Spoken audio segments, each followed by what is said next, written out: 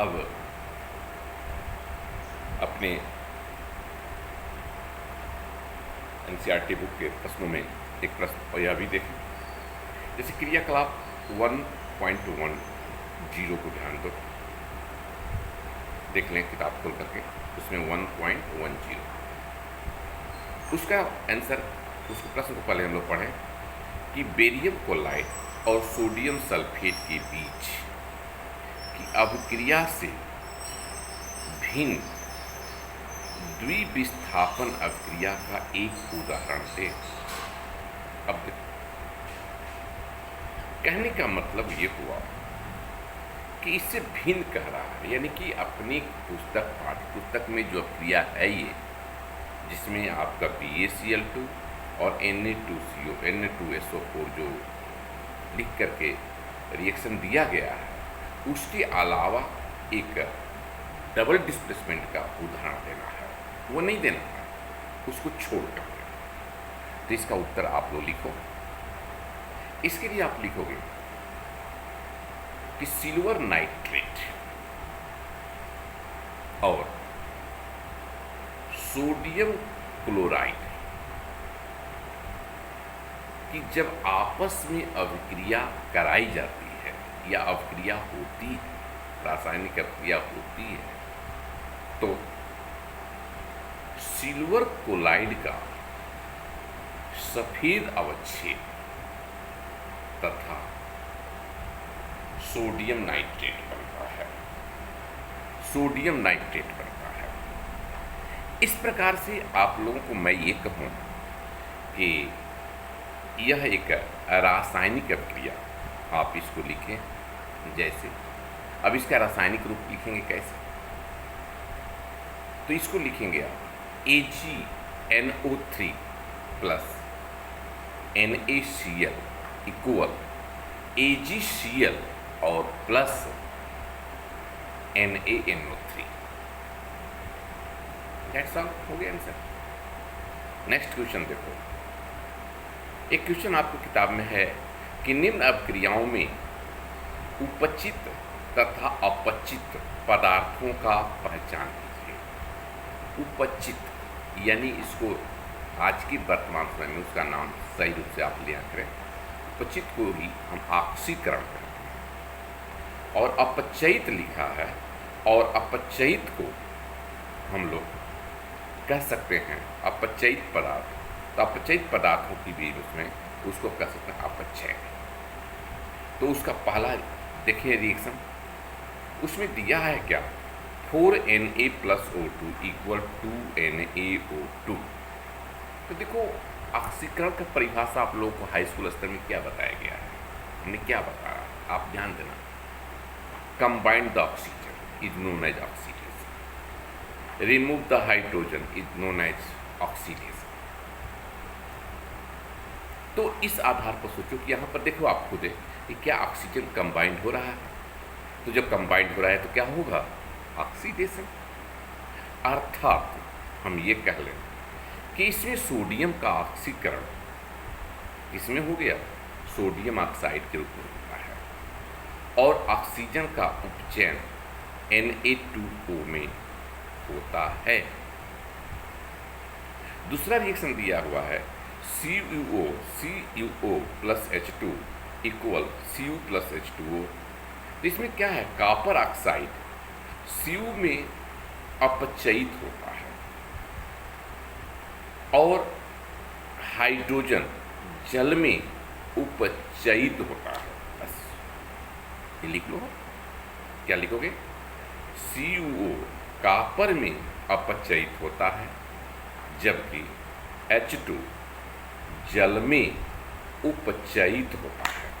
Okay, अब आप अगला प्रश्न को ध्यान दो, एनसीईआरटी अभ्यास प्रश्न के आधार पर, यानी एक्सरसाइज क्वेश्चन ऑफ एनसीईआरटी, उसको देखें। एक इसमें ऑब्जेक्टिव क्वेश्चन देखो दिया है कि नीचे दी गई अभिक्रिया में संबंध में, अभिक्रिया के संबंध में कौन सा कथन और सत्य है। तो आप लोग ये कह लें, इसमें ए बी सी, सीसा अपचयित हो रहा है, कार्बन डाइऑक्साइड उपचयित हो रहा है, कार्बन अपचयित हो रहा है, लेड ऑक्साइड अपचयित हो रहा है। तो इसका आंसर आप लोगों को क्या होना चाहिए? तो हम आपको यही कहेंगे कि इसका आंसर ए व बी लिख दो। ए और बी दोनों होगा, ए और बी, ए और बी कर दो, ठीक है, ए और बी, जिसमें लिखा गया अपचयित हो रहा है। ये कथन असत्य है, दोनों बातें, ये भी असत्य है और बी भी, कार्बन डाइऑक्साइड का उपचयित हो रहा है, ये भी आपका गलत है, असत्य है। तो इसलिए इसको ए और बी दोनों लिख दो आप, ठीक। अब प्रश्न 2 को देखो, उसमें Fe2O3 plus 2Al equal Al2O3 plus 2Fi। ऊपर दी गई अपक्रिया किस प्रकार की है? क्या यह संयोजन अपक्रिया है, द्विविस्थापन अपक्रिया है, या आप ये कह लो कि वियोजन अपक्रिया है, कि विस्थापन अपक्रिया है? अब आप खुद सोचो। तो अब आपको यह क्या करना चाहिए, खुद सोचोगे। Fi जो है Al को हटा रहा है, यानी सॉरी, Al जो है Fi को हटा रहा है। आप देख रहे हो रिएक्शन में क्या कर रहा है, Al जो है Fi के स्थान पर जा रहा है, तो इसका मतलब कि वह विस्थापन कर रहा है। तो इसमें आपकी ऑब्जेक्टिव क्वेश्चन का आंसर देख लो, डी होगा, विस्थापन क्रिया। ओके, अब देखिए तीसरा क्वेश्चन देखो ऑब्जेक्टिव का। लौह चूर्ण का तनु हाइड्रोक्लोरिक अम्ल डालने से क्या होता है? सही उत्तर चिन्ह लगाएं। इसका उत्तर देखा जाए तो इसका उत्तर आप लोग कह सकते हो कि देखो, आपको 4 ऑप्शन दिया है, उसको पढ़ें आप, उसमें से आपका होगा इसका आंसर ए। ए क्या लिखेंगे? इसमें अब क्रिया होती है हाइड्रोजन और आयरन कोलाइड का, तो दिया है Fi प्लस 2HCl इक्वल, क्या लिखोगे? FiCl2 plus H2। क्रिया को इस प्रकार आप लिखोगे, क्या कह रहा हूँ मैं? Fi plus 2HCl equal FiCl2 plus H2। अब आपका प्रश्न है शेष, आप प्रश्नों का उत्तर देखें। संतुलित समीकरण, रासायनिक समीकरण क्या है? रासायनिक समीकरण संतुलित करना क्यों आवश्यक है? देखो, रासायनिक समीकरण जिसमें दोनों पक्ष का मतलब वह रासायनिक समीकरण जिसमें इक्वल के पहले अभिकारक होता है, यानी लेफ्ट साइड में, और राइट साइड में आपका प्रोडक्ट होता है, उत्पाद होता है। तो अभिकारकों का परमाणु संख्या जितनी हो उतनी ही परमाणु संख्या अगर हमारा उत्पाद में भी हो, तो उस कंडीशन में हम कहते हैं कि समीकरण संतुलित है।